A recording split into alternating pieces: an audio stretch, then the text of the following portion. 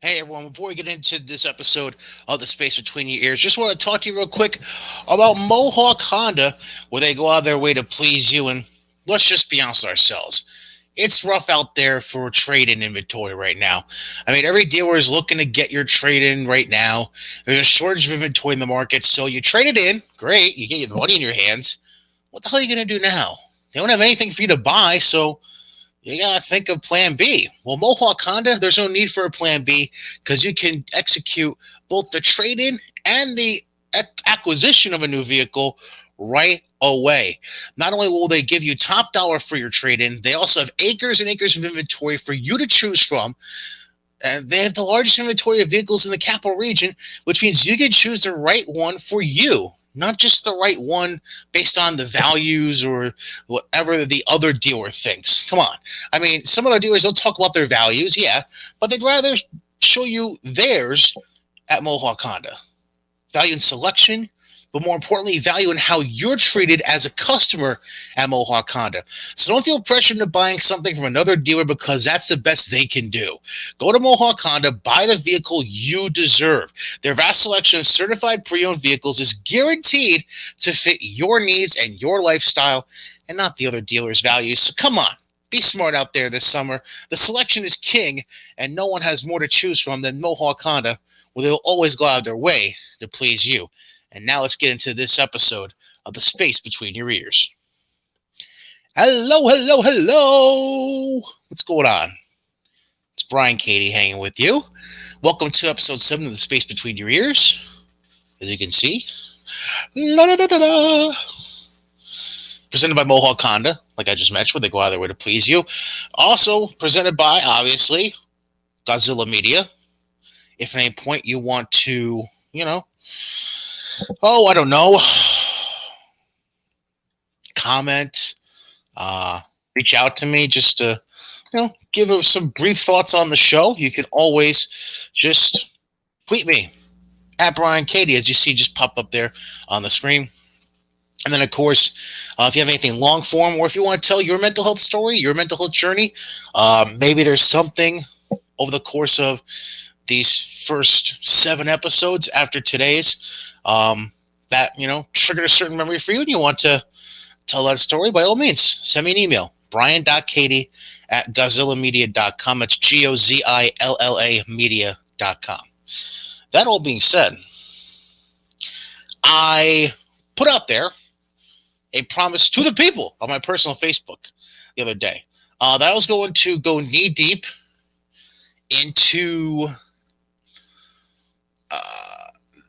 the 6 months from hell, as I've come to label it. It wasn't personal hell, it was professional hell. And this is where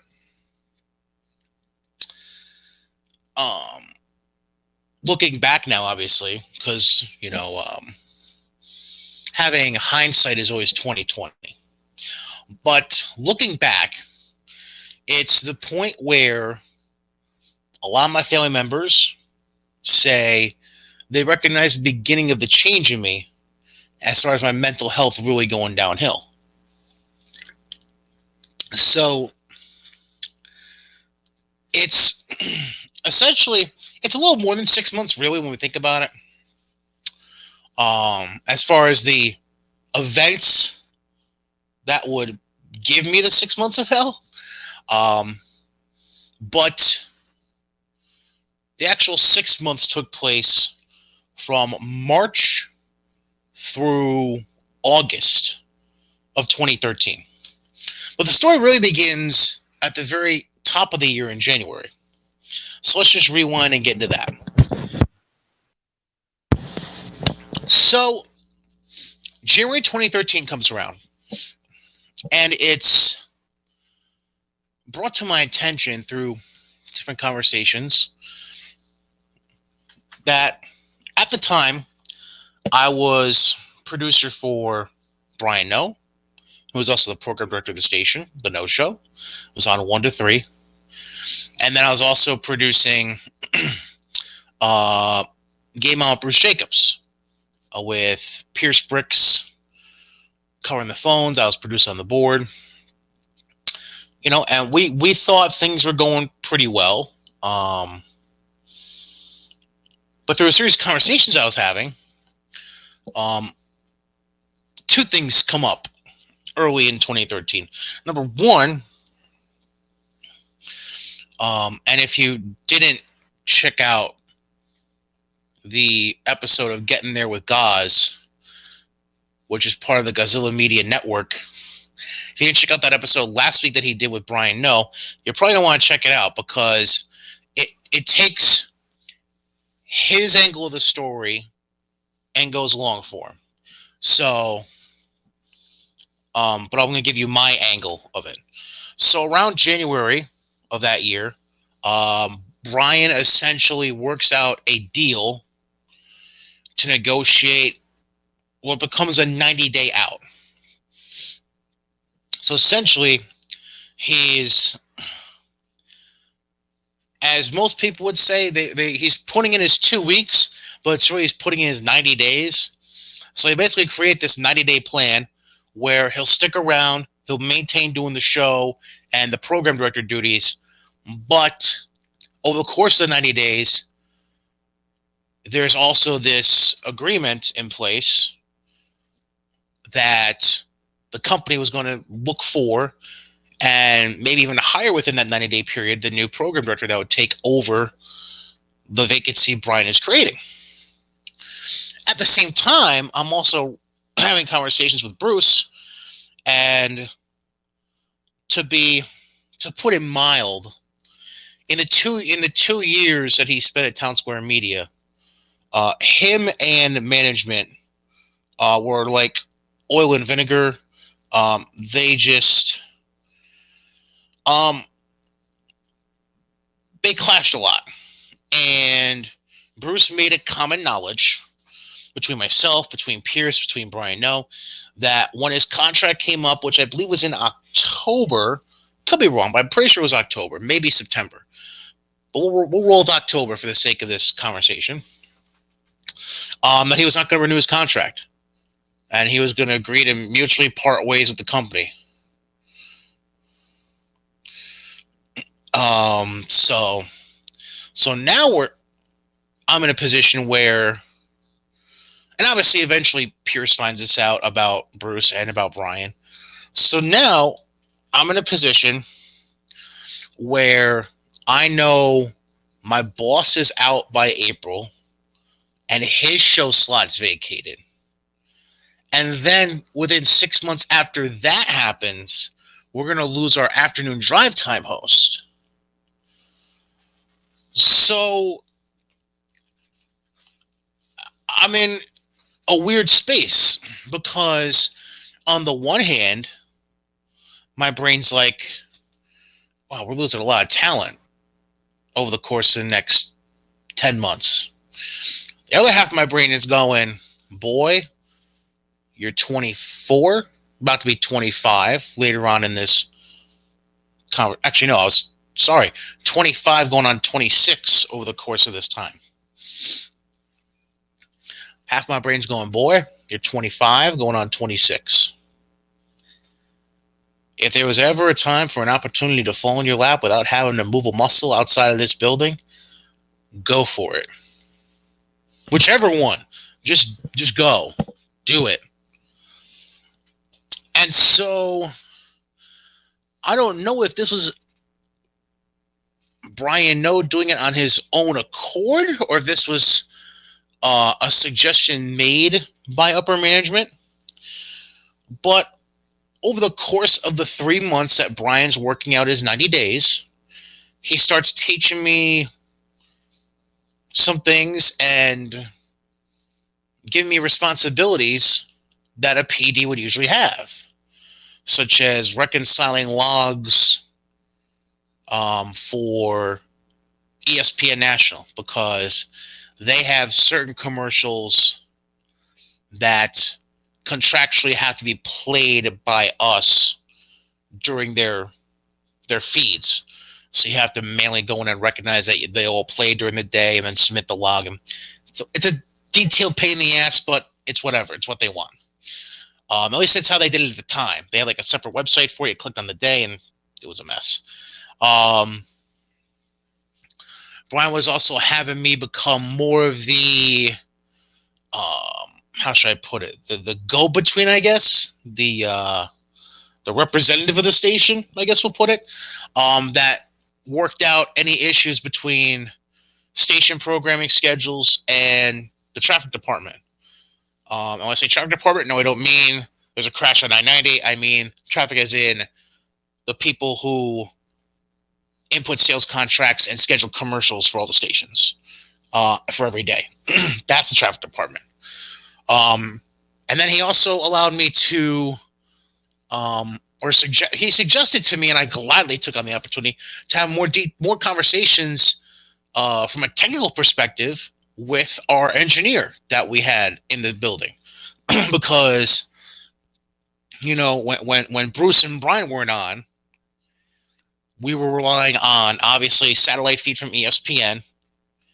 And then when we had games we were carrying, whether it be the Jets, whether it be the Yankees, whatever it may be, obviously there were things you had to do in the rack room, which is basically all the receivers and stuff that are sending out the signal, the audio, and receiving it as well from our satellites. So you'd have to go in the rack room and switch over the channels for our board from the ESPN feed to the Yankee feed or to the Jets feed or whatever, and then it would come up on the board. So basically, I was having more detailed conversations about maybe ways we could improve things with the satellite or the studio or whatever to cut down certain issues we were having with reception from the satellite. Sometimes it means you just got to angle the satellite a little differently. Sometimes it means you have to actually change what are called tones. So basically, they are signals that you input in your programming software to tell a computer to trip it into carrying a national feed or tripping it into playing a local break or whatever. That's basically what that is. So sometimes it has to be finagled. You have to change the log so you can put the tones in the right spots or assign them the right times or whatever. So that's what that was. Excuse me. So I'm taking on a little bit more responsibility, but not too much to the point where it's going to overwhelm me from my main duties still at the time, which were screening phones and helping Brian O prep his show, as well as producing and board opping Bruce's show. So the winter's winding down. We get through March Madness, and Brian obviously leaves in early April, right around Easter time, I think it was. And at this time, Brian is still in the area, by the way. He hasn't moved out yet. He's still trying to figure out where he's going to land. I think he ends up moving out of the area officially like around Memorial Day weekend, I think it was. Because I remember specifically going there and spending basically a full afternoon and evening helping load a U-Haul with him with the stuff from his apartment. So anyways, so Brian leaves, and now here comes the start of the shit show, essentially. So I get called into the office of what amounted to, I'm pretty sure he was considered the number 2 or 3 in charge of the building, more or less. Because in the building, you have a hierarchy for programming. You obviously have the market director, who's the number 1, which back in the day would have just been called the general manager, but they labeled it at Town Square Media as market director. Then underneath the market director is considered the operations manager, which is essentially the market director's lieutenant for the programming side. Because then he also has a sales manager, and obviously they oversee all of sales. So the operations manager is essentially the programming lieutenant for the market director. Then under the operations manager usually are your brand directors, as they label them, or what are typically called program directors. So that's the person assigned to be the leader of that station. And then obviously underneath the Mark the brand directors would be all the other talent. So at that time, though, they had hired essentially a second lieutenant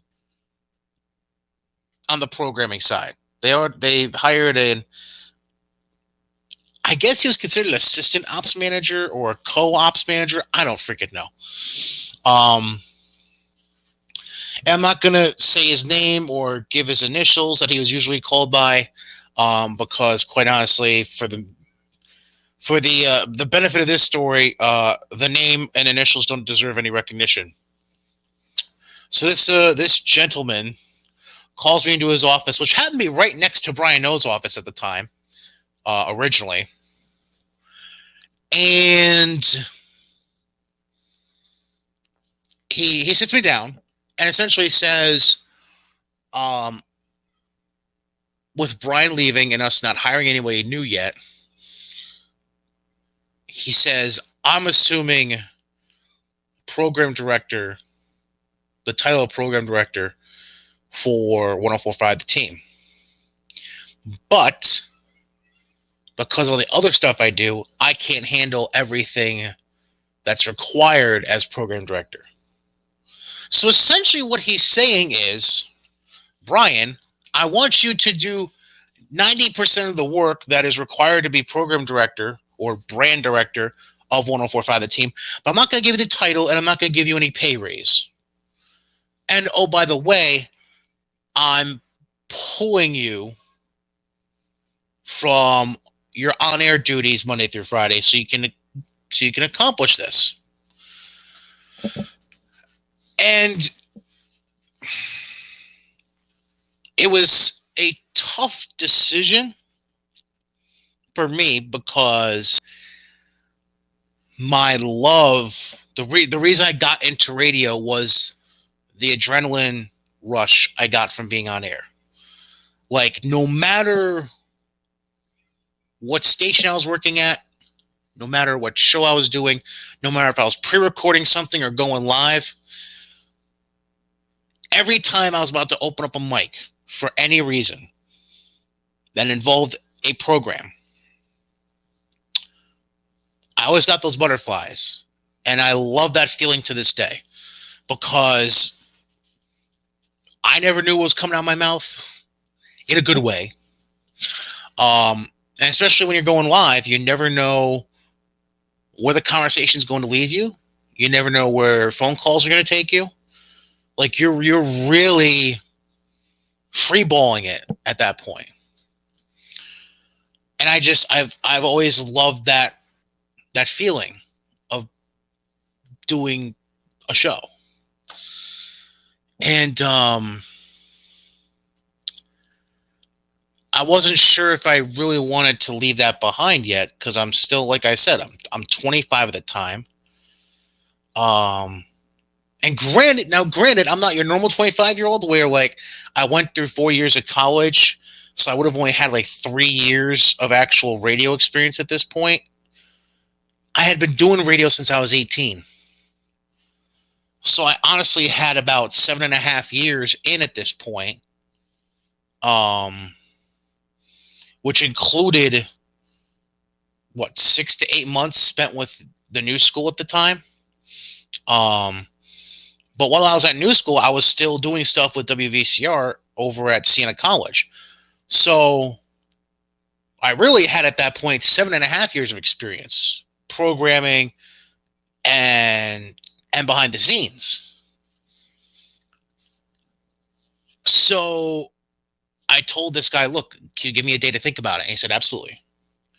Which is the only positive thing I have to say about that gentleman for this episode, because he could have just said, no, I need an answer now. He actually let me take a day to think about it. He gave me a sleep, as they say. And I thought about it. I'm pretty sure I discussed it with my mother and probably a couple other people. Can't remember for sure. That's the one part that's foggy about this story. And ultimately, I came to the decision that as much as I love being in the studio, creating magic, I guess as I'll put it, that this was a step in the right direction for me potentially moving up, and I should just jump at the opportunity. So I went in the next day and I told this gentleman, I told this manager, yeah, you got it, I'll do it. Um, Obviously Bruce was not a fan of the decision, um, because he loved working with me and I loved working with him. But they took it in stride, and Pierce would move from the the phone chair into the producer's chair, and they essentially more or less rotated interns in the phone chair, and even had friend of the station Joe Bianchino come in sometimes and do that as well. So, the logistics were figured out, but it was still it was still a rough moment for a few of us. Um, and all this happens also around the time that Mike Lindsley's hired to take over as the early afternoon host on the station. But like, when it's hard. This is the part where things start going downhill for me mentally, because when you are strictly the program director for a station, and I'm not sure who out there from the radio industry is going to hear this episode or watch this episode on YouTube and relate to this. But when you are solely a program director and you're doing nothing on air, it could be a lonely world, because yeah, you're still interacting with the boys and the girls every day, but when you still have creative juices up here in the brain and in the heart, and you're not able to use them the way you grew into using them as part of the industry, it can start leading you down a weird, dark, very lonely path. And I'm pretty sure that it's something that you get used to. The difference being, though, when you looked around the buildings, the different radio buildings across the Capital District, I could be wrong, but I'll put this out there. Probably about at least 90% of those that were labeled program directors for their stations were also on air, had on air shifts with their stations. So, like, I'll give an example.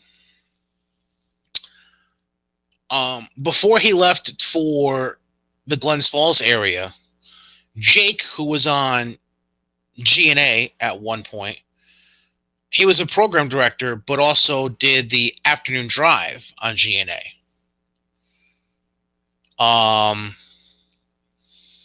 Rob Dawes, who at one point when I was in that building was a program director for Q103 before they moved to 105.7. He was program director for Q103, but he also did, if I remember correctly, I want to say he did middays at Q. I want to say he did like the 10 to 2 shifts roughly. And then when I first got hired at the 104.5, the team is another example. Brian Sinkoff was the program director for the station technically, but he also did the afternoon drive time show, Sound Off with Sinkoff. So, it's commonplace for program directors to also be on-air talents.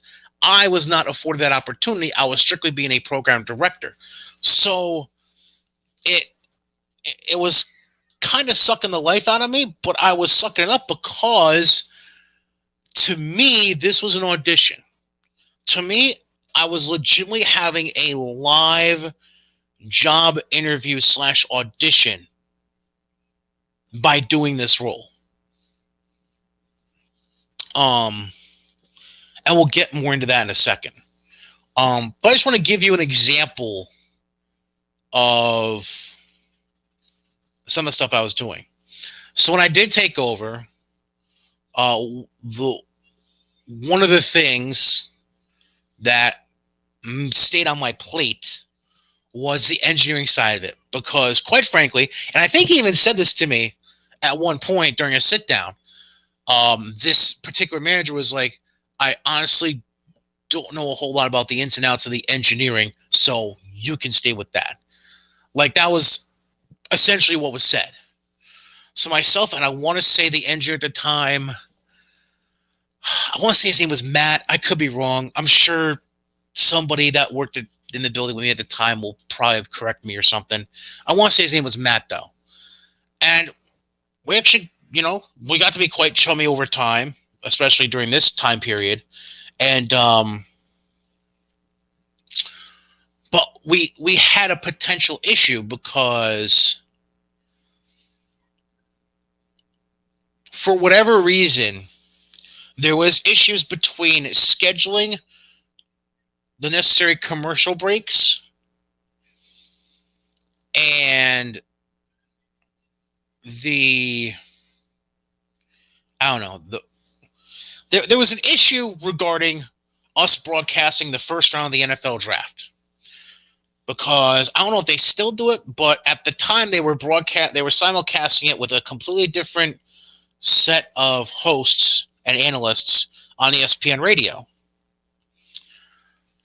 So I had to spend an entire weeknight, an entire Thursday night, sitting all alone in my office at the station with, I don't think anybody else around, honestly, listening to the broadcast and to make sure A, all the breaks that had to play during the draft were played, and B, when we resynced to regular ESPN national programming, we were resynced at the correct spot on the commercial log. So I basically sat there and listened on the radio to the entire first round of the NFL draft, which was a boring ass evening for me. I essentially worked like a 16-hour day, 14-hour day that day. But that's just an example of just stupid shit that would happen. Where I put in extra hours for no reason when this was, what it comes down to is this. They want to cut corners and costs as much as possible. So instead of having a board op stay for them come in that night, they basically said it's on you. That's essentially what it came down to. And during this time, we were still having issues with having enough bodies to board op because Pierce Bricks had hours limits. Joe Bianchino, when hired during my tenure, had hours limits. We didn't have enough interns to go around for every station to use for that summer. So when Yankee season came around, we were fucked essentially on staffing.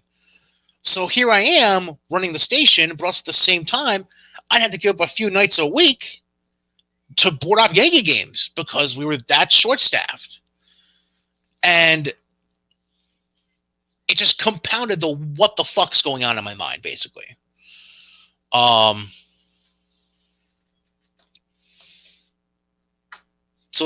yeah, that's just some examples of what was going on at the time. So during the course of, like, I want to say this is March, April. I can't remember exactly. But there was a point very early on when Mike Lindsley was at our station that we did a big giveaway that was culminating at what was at the time Bobby T Sports Bar in Albany. I want to say it was right behind, I want to say it's Danker Florist on Central Ave, on the corner of Central and North Allen. It was basically 2 doors down from that on North Allen. Bobby T's, to set the scene essentially, it was a bar. It had a bar dedicated on one side, sit down restaurant like area on the other side of it, and we would sit up in the restaurant area when we had events. And I had become at this time, to show you the road I was on, No, it wasn't an alcoholic, but I was a frequent visitor of Bobby T's.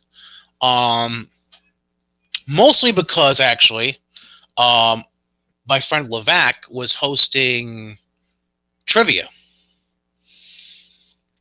So, um,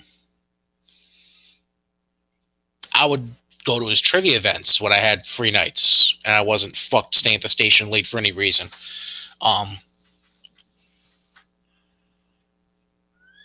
and Jeff and I had, you know, we were still working together, and I had we had done some work together in the past when I had filled in for the GNA morning show at times. So, it was all a lot of familiarity there.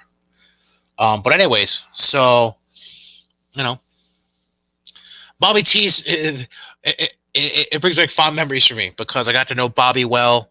I want to say the big guy was Mike, who was basically the assistant owner and manager of the place. And God, those are some good times there. But anyways, we had a setup there. So we had this giveaway for a Yankee game with limo to and from, a budget for spending at the stadium, all kinds of shit. And so, it goes fine. And we drew the winner and whatever. And thankfully they were there at the bar when we did it. So it was a good photo opportunity for us with them. Even though Mike was a little tipsy, but whatever. So now fast forward to, I want to say,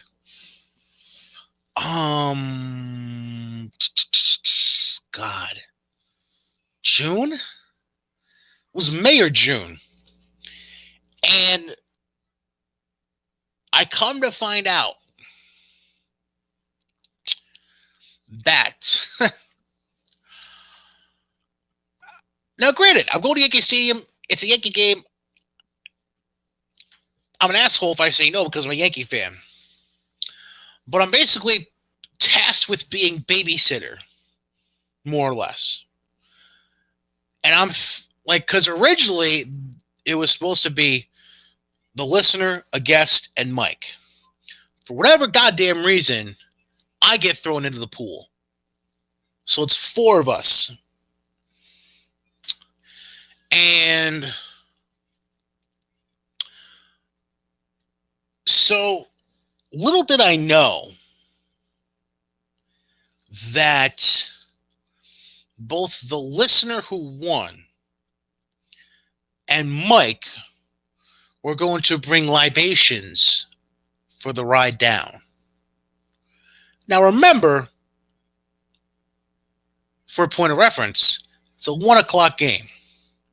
So we're driving down at essentially 8 or 9 in the morning.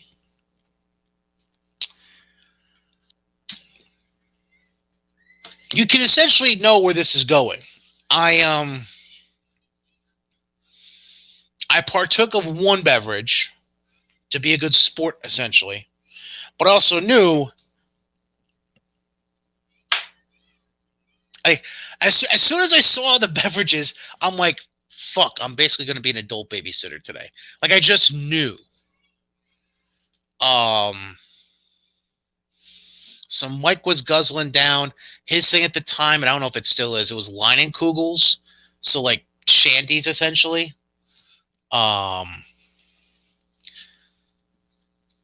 Which he had turned me on to, and I personally drank when I'd be at home once in a while, but I was not going to be about that life that day because I knew I'd have to be the responsible one.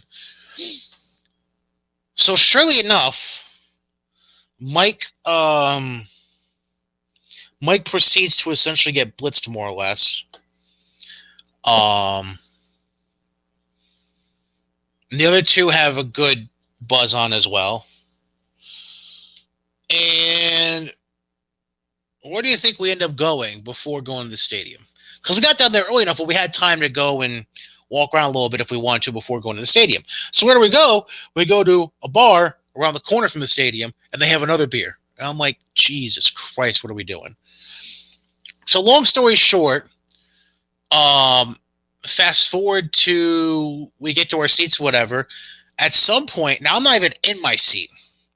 They had gone ahead of me to get in their seats, and I'm just kind of catching up. I'm just watching from afar because I'm babysitting, but I'm also trying to detach myself from the situation.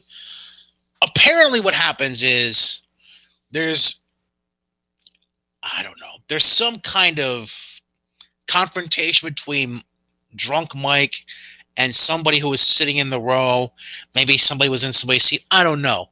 But essentially, it leads to an almost confrontation involving security. And thankfully, the other two guys that were there with Mike were still sober enough to be like, no, no, no, let's just get out of here. It's fine. We'll just walk around. We'll stand and watch the game somewhere or something. So whatever, they go to the souvenir store to spend their cash for the day, whatever, and we kind of sort of watch the game. Yankees end up winning. We're getting into the limo to leave the stadium, and I don't know why, but the guy who pulled up the limo was so there was like these stanchions, these concrete stanchions that like you might tie a bike to or something along the edge of the walking area that we were walking on to go to the limo that had pulled up next to the stadium. I don't know why, but the driver pulled up a little too close to these stanchions so that when still buzzed as hell Mike opens the door, it hits one of the concrete stanchions. It's open enough to the point where we can get in, but like he swung it almost all the way open and it hit one of the concrete stanchions. And I'm like, Jesus, Mary and Joseph. So I let him get in. I took a peek at the door. It's not 100%, but it's not like broken or anything. So I'm like, oh, fuck. All right. So I just get in and we get back. And thankfully they're sobering up on the way back and whatever. Come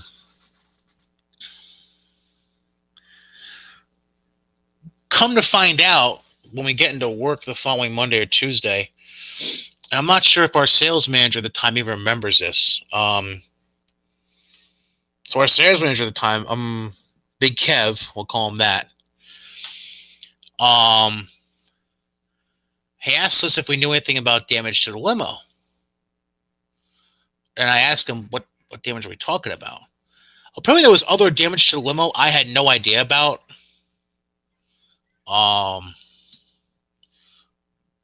Because I'll admit, as soon as we pulled up to the station, I got out of there as quick as I could and got in my car and fucking left. I wanted no part of them anymore. I was done.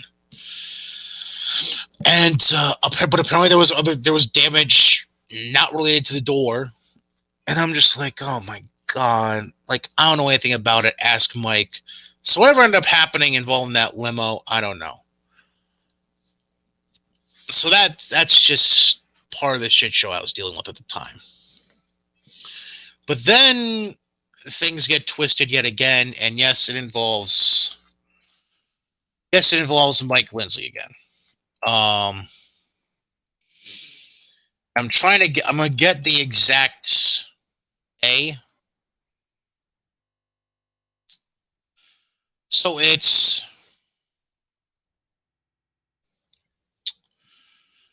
this is August of 2013. I'm gonna try to get the exact day here. So give me 1 second because this is shit that I couldn't. So Monday, August 12th, 2013. Because the article I just pulled up from ESPN.com is from the day after, the 13th. So it's Monday, August 12th, 2013, and this happens to be my first day back from a week suspension, which I'll get back to in a second. Or not a week suspension, a week vacation I took. So we'll get to that in a second. So to really set this up, I'm sorry, I totally am skipping around here, but I need to rewind to properly tell you that story. So it comes to late June, early July, and the manager that will be unnamed wants to take me to lunch. I'm like, weird, but okay, sure, I'll go to lunch, whatever. So he's essentially using this lunch that we went out. I want to say it was Longfellows,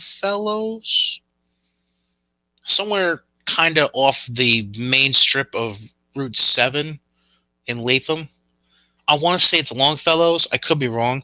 Apparently, it was a place he frequented often and liked. I don't know. The place was Longfellows. But anyways, so he takes me to lunch there, and he's essentially using the lunch to feel out how much I wanted to become the official full-time program director, which I essentially fucking was already, but whatever. And I basically said, look, I mean, I still have a passion for on air, but I also know that I can't advance my career beyond Albany if I don't have something like this on my resume. And I'm willing to sacrifice the time on air to be the best I can be at this particular job in order to move forward down the road. And that seemed to be a sufficient answer to me at the time. So, come the end of July, and at this time, and during this time, by the way, I've asked a few times to be interviewed formally for the job. And this lunch was not a formal interview.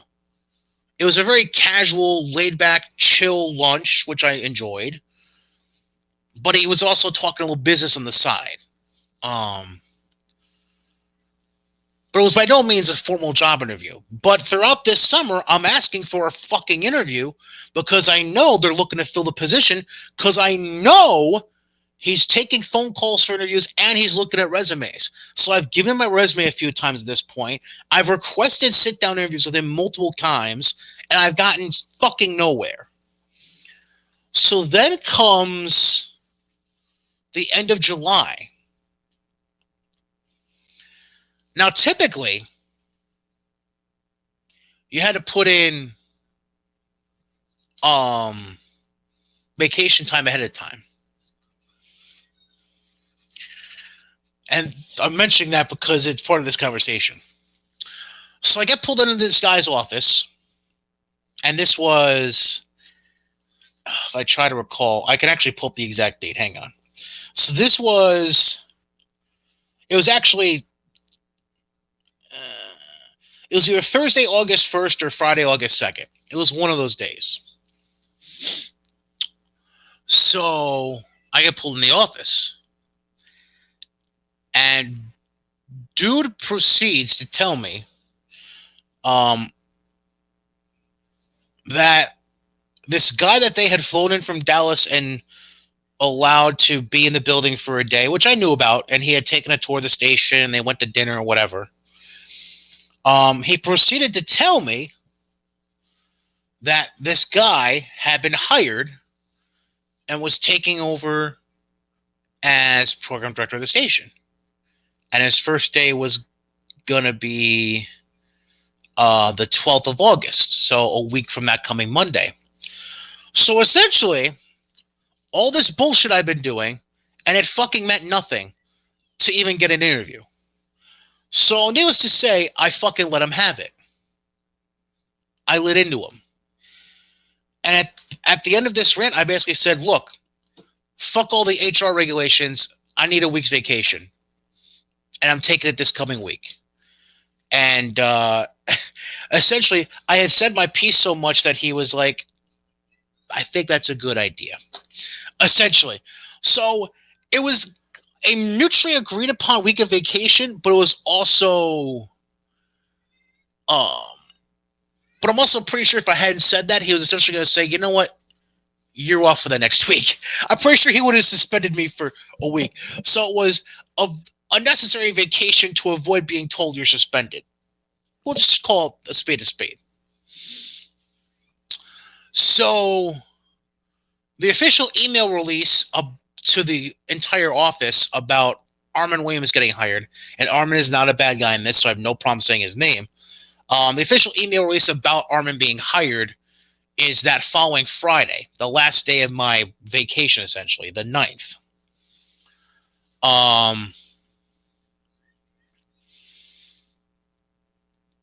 And in the process of the conversation that previous week with he who shall not be named, he basically told me that Armin was familiar with Audio Vault, but would probably need some help getting familiar with NextGen, which is the software program we use for uploading commercials, promos, basically the be-all end-all software on the programming side of things in that building.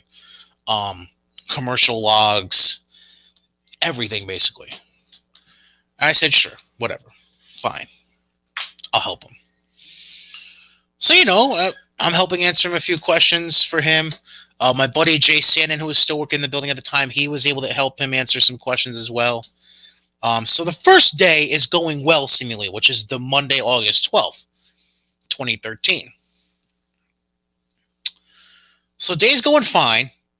And then I come to find out that Mike needed somebody to be the call screener for his show. And I couldn't get Jay to do it because technically he wasn't assigned to the team anymore. He was part of the digital team with Brian Bushner. So I couldn't drag him away from his job for 2 hours to cover phones. So I'm like, fuck it, I'll do it, whatever. Because now at this point, I'm not doing anything program director related. I'm just sitting around twiddling my thumbs and back to being just a phone guy again. So that day, now Mike, for 90 to 95% of the interviews he did, at least for when he was doing his show at the team, he was emailing to book guests. He wasn't calling them. He was just emailing and nothing more. Like there was never a phone call follow-up to confirm the interview after it was booked, or to get a feel for the person on the phone, or get a hear for them. It was strictly just emails, period, the end. So for this particular day, he had scheduled Shane Spencer, former Yankee, who was at the time managing, I believe, some kind of low-level minor league team in the South, like Arkansas, Alabama, somewhere in that area. And then we had him scheduled for 1:30 during Mike's first hour. So it comes to 1:30, and what Mike would do is he would give his call screener for the day the list of times that he was going to have interviews, the guest's name, and the phone number to contact them on, which was great because he was one of the, if I can say one thing about Mike, that was the one thing that he was supremely organized about that very few other hosts I've worked with would have done. And that was having a rundown of exact times, names, and numbers for guests. So it comes to 1:30, and it's on me to call. So I pick up the phone. I use the hotline. Instead of clogging up one of the listener lines, I use the hotline like I'm supposed to. So I press the hotline button, call Shane, rings, goes to voicemail. Don't leave a message in first. I just let Mike know through instant messenger because that was the easiest way for me to talk between my studio and his studio. Like, hey, he didn't answer, went to voicemail. Do you want me to call back and leave a voicemail if he doesn't answer again? And he's like, yeah, sure, whatever. So I call Shane back again, and again it rings and goes to voicemail. So I leave a voicemail saying, hey, this is Brian Cady, producer for Mike Lindsley's show here in Albany, New York on ESPN Radio. Was calling for the interview you had at 1:30.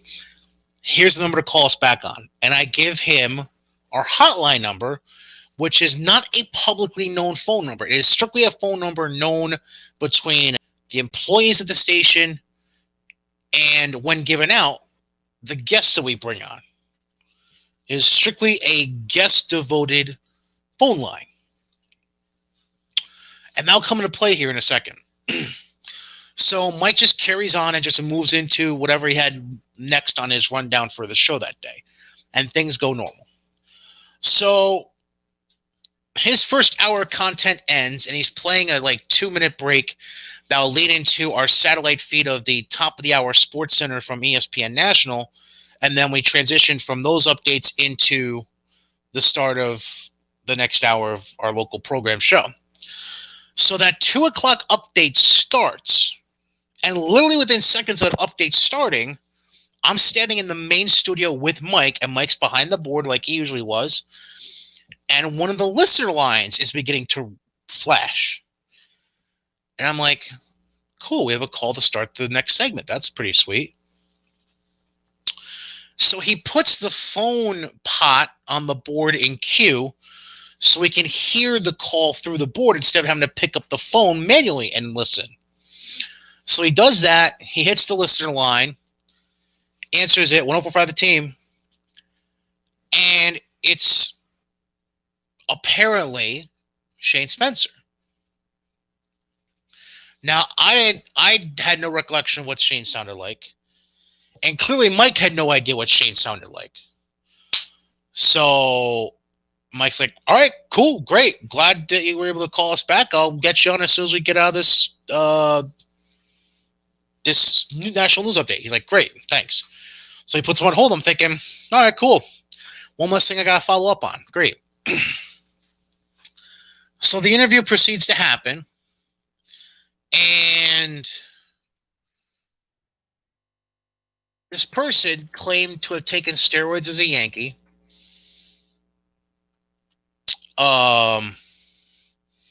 Claimed that Derek Jeter was involved with steroids. And basically talked shit about other people like Roger Clemens, Mariano Rivera.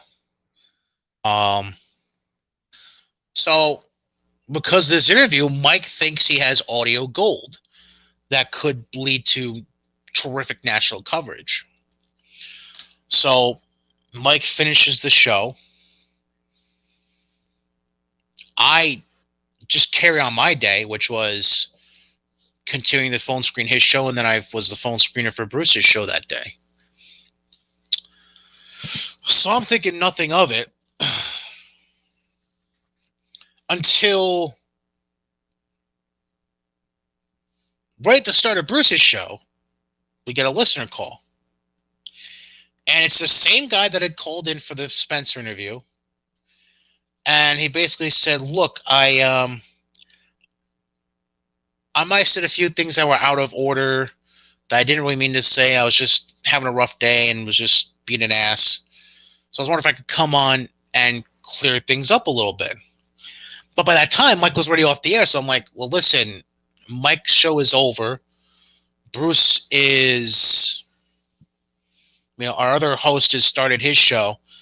So it's not really a good time. But what I can do is I can give you Mike's number. And you can call him, or I can take down your number. Because by that time, I had gotten rid of the sheet and I didn't have his number in front of me. So he proceeded to give me his phone number. Now, this dude who gave me his phone number, it was, I believe, a 315 number. Now, for those of you who are not familiar with area codes, for some reason I am. Don't ask me why. The 315 area code is the Syracuse, Utica, Watertown area, essentially. So I knew right off the bat, as soon as I hung up the phone, that there was something weird about this phone number that I was just given. Because I knew for a fact Shane Spencer did not live in central New York. But at the same time, I'm like, well, maybe he just got a random phone because he lost his phone in the Syracuse area. I don't know. Weird shit happens all the time. So I tell Mike what happened. I give him the phone number and whatever. The next day, things are going as normal in the office. So this is now August 13th, Tuesday, August 13th. And it gets to about 4:30, maybe 5 o'clock. And I'm doing phones again for Bruce. And I believe it was, I don't remember if it was, no, it wasn't Mike. It was Levac, I think it was. It was Levac or the manager, not to be named. It was one of them, I want to say. They basically came to my studio and said, hey, I need to talk to you for a few minutes. Can you come out? And I basically just let Pierce and Bruce know through Messenger, hey, Manager needs to talk to me. I'll be back in a few. And they were like, okay, whatever. So I go in there. So I go to the office, and Mike's sitting there. My manager is sitting there, and I believe, I might be wrong, I think Levac was there for this meeting. I'm not 100% sure, but I think he was. So this manager was like, so Mike interviewed Shane Spencer yesterday. I was like, yeah.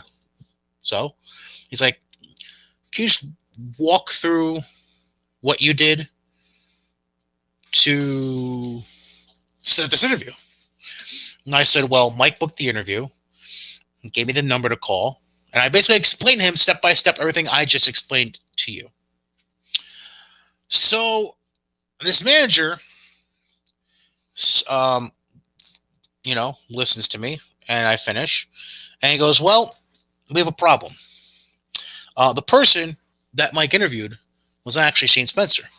Shane's representatives have called us on and off throughout the day, threatening to sue us if we don't address the situation immediately.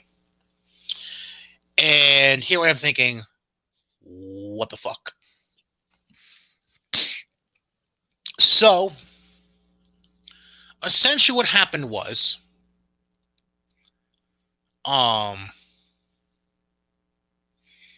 Mike, I don't know, but Mike stayed late that night. And for whatever reason, I had to board up that Yankee game that night. But Mike stayed late that night. Eventually pre-recorded an interview with the real Shane Spencer in a different studio. And then had to go public the next day about the mistake on his show and play the makeup interview, essentially, where he apologized to Shane and let Shane speak his piece and all that jazz. But by this time, it was already national news because the audio that Mike pulled and put on our website from that Monday had already reached the Yankee clubhouse. Jeter called Shane Spencer and basically was like, what the fuck? And eventually, this story not just becomes national, it becomes international news. It reached news headlines in England. It reached news. It reached media in Australia. That's how goddamn crazy this thing got. It legitimately was international news. Now, thankfully, my name wasn't attached to it. Only Mike's name was. But anyone who knew anything about the show locally knew I was attached to the show somehow. So what ends up happening is, excuse me, let me get a drink of water here. Sorry about that. So essentially the manager says no more telephone interviews. So then we start trying to do live interviews in the studio with people that are local. And then Mike had a couple on-location events and just tried to do interviews there. Then it went to no live interviews at all. The only way you can do an interview is if you have the person come into the studio in advance and pre-record the interview, which is fucking stupid. Beyond stupid. So these further restrictions are put in and whatever. And they partially also were put on Bruce for whatever fucking reason, even though he had zero to do with it. So we get to the end of August after basically 3 weeks of fucking hell. Basically the biggest 3 weeks of hell out of the 6 months of hell. It's Friday, August 30th. It's the last day of work before Labor Day weekend because Labor Day was super early. It was the 2nd of September that year. And I'm on the way to work. And Armin calls me. And he's like, are you on the way? I'm like, yeah, I just got to, I'm like 15 minutes away. He's like, okay, good. When you get here, come see me. And I'm not thinking anything of it. So I get there, and Armin says, hey, he who shall not be named wants to see you. I'm like, all right, sure, whatever. So he walks me down to the office, which had, by the way, since been moved from next door to what was now Armin's office to an office basically right near the front of the building. And I walk in, I sit down, and this manager says, we're letting you go.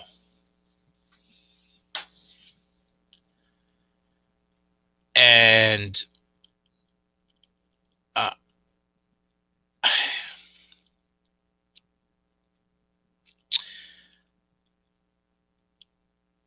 I didn't understand why. Like, because when you go through everything that had been done, that interview ever getting on air had nothing to do with me. Mike's the one that answered the listener line that he shouldn't have. Mike answered the listener line when the call came in. He's one that believed it was the real Shane Spencer because he didn't know what Shane sounded like. He's one that asked all the questions. He's one that posted the audio on the website after the fact. Like how the fuck am I getting scapegoated here? I didn't say any of that. I basically just asked why. Like, why? And essentially what it boiled down to was legal reasons. Like, corporate basically said, get rid of Mike, get rid of Brian. Now, what's interesting is the follow-up that has since happened to the story. It's twofold. Number one,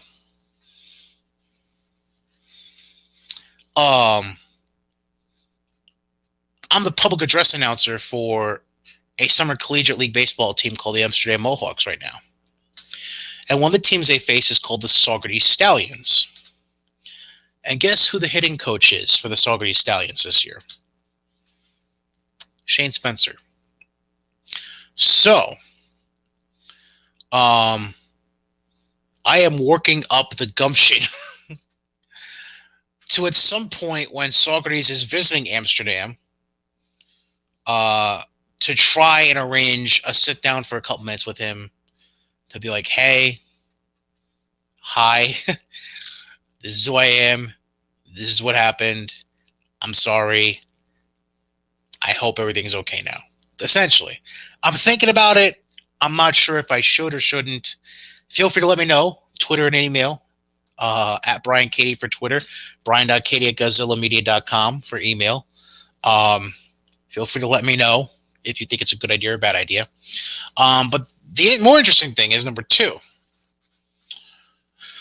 And I've already told my friend Tom Goss about this, so he's well aware that this happened.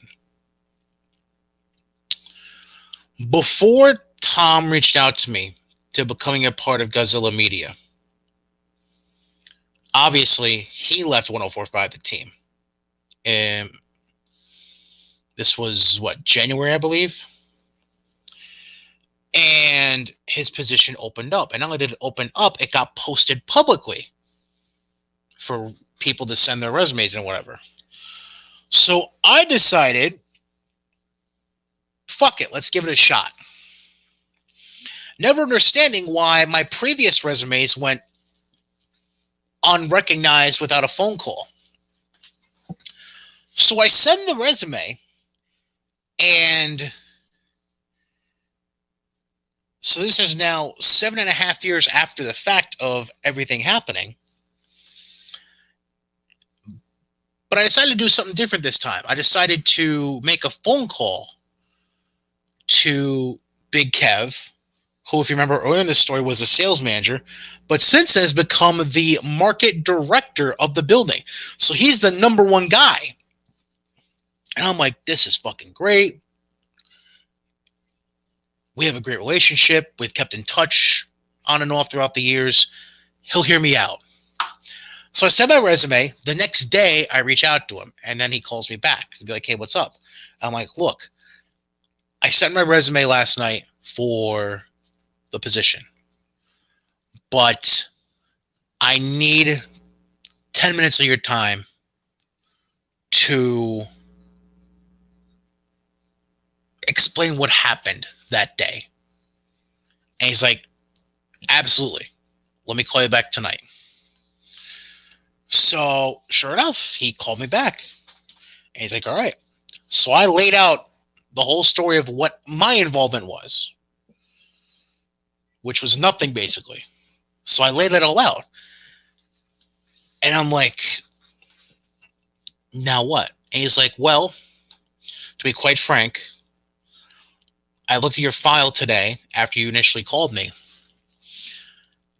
And the reason you never got a call or an interview for your past applications to come back here, which I had done 2, maybe 3 times in the 7.5 years since then, it was basically corporate saying, giving you an automatic no."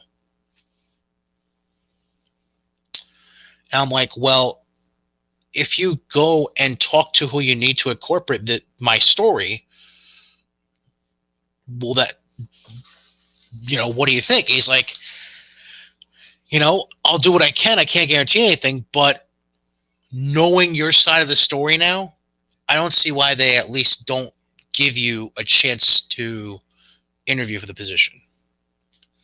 That's more or less what he said. I don't have the exact verbiage, but that's essentially what he was leading on to. I was like, "Great, awesome." So about a week goes by and I don't hear anything. And I'm like, hmm. So I try to call him, and eventually he calls me back and he's like, "Look, I tried and still a no." So essentially, originally I thought there was a certain person in the building currently at Town Square Media that was blackballing me from being hired there, but it turns out it's corporate that's blackballed me, thanks to Mike Lindsley and he who shall remain nameless. So, thank you. And yeah, so that's essentially the entirety of the story. Um, yeah, that's pretty much it. Um,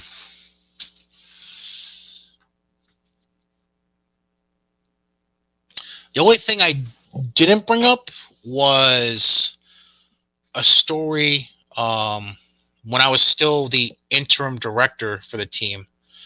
Um, like I mentioned, during that spring and summer, we were severely hamstrung for intern help. So at one point, I basically brought back an old intern to help fill days when we needed a phone screener really bad. Thing was, he wanted to get paid.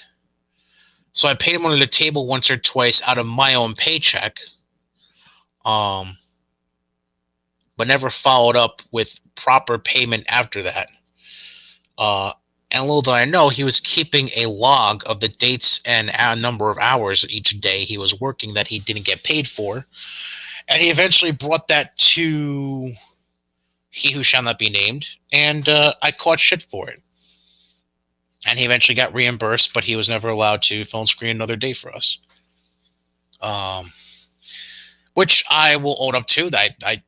That's my own genuine fuck up, and I owned up to it then. I'll still own up to it now, but it was part of a learning process because again, I'd only been doing program director stuff like 4 months, so I was and it wasn't a huge amount. Like it was maybe $1,200 tops. So it wasn't like I was costing the station hundreds of thousands of dollars or anything. But it was enough to be recognized and be reprimanded for it and written up for it, and that was that. And I moved on, and so did everyone else. So, yeah, that's really the only other story I didn't really get to touch on. But again, that was pale in comparison to the Shane Spencer story. So yeah, that's that. Oh, and I remember there was actually another reason why I got let go. It wasn't just the Shane Spencer thing. The other reasoning, which was complete bullshit, but the other reason that was said to my face by this asshole was, we don't think you're gonna fit in and work well with Armin. Essentially, is what I was being told. Like, I don't think he named Armin specifically, but he's basically like, we just have a feeling that your attitude doesn't fit in well around here anymore.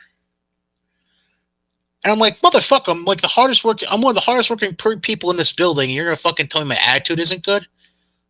Like, kick rocks, man.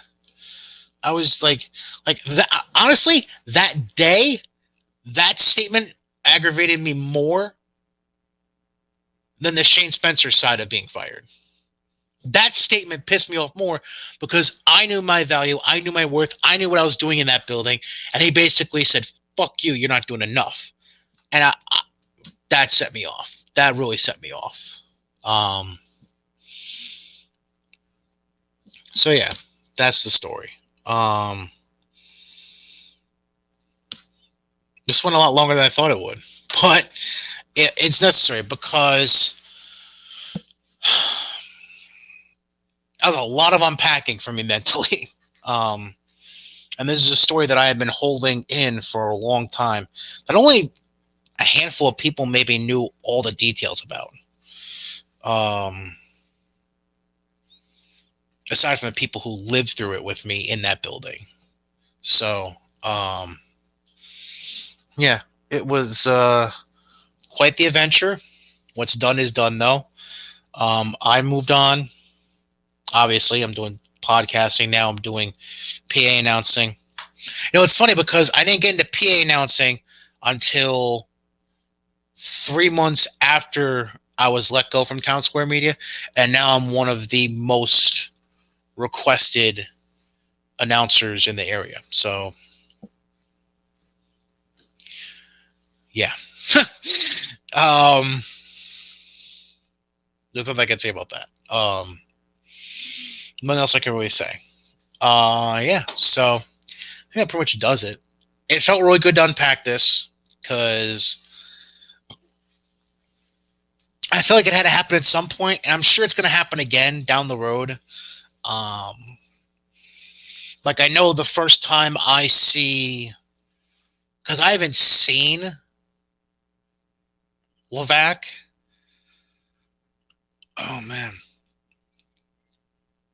I briefly went to visit him once when he was doing a remote at a bar. I want to say like Schenectady or Niskayuna or something. I just basically went there to say a quick hello, how you doing, and then I left.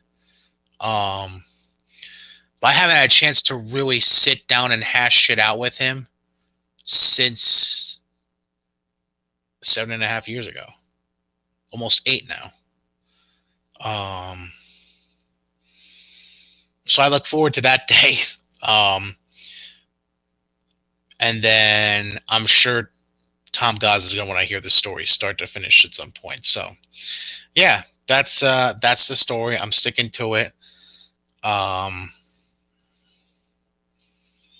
That's my truth. I just spoke it. So,